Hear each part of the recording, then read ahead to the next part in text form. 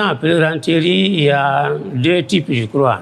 Entre les peuples eux-mêmes, il y a des cousinages à plaisanterie. Par exemple, les bas et les diallo, il y a un cousinage. Les sauts et les barils, il y a des cousinages, et ainsi de suite.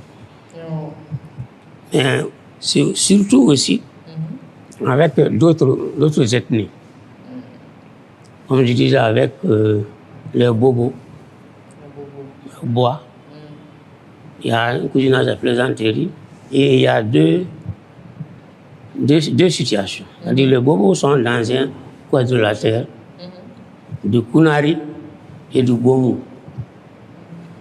Le Kunari, c'est un bon de Dieu qui était là et qui avait un cousinage avec les bobos.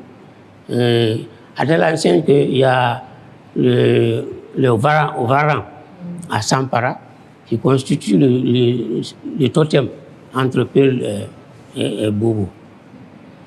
Dans le Bomu, ça c'est vers le côté Sang et Bobo du Lasso.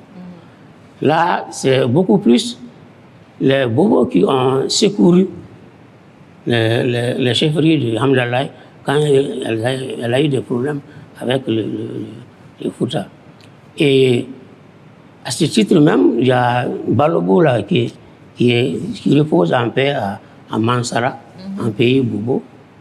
Et le quatrième Amadou de Hamdallah, il est là à Nyarela ici. Le quatrième roi de Massina.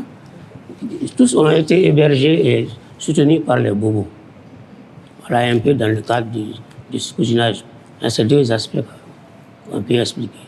Mais cousinage là, mais le plus répandu là, ça c'est avec les Noumou. Noumou.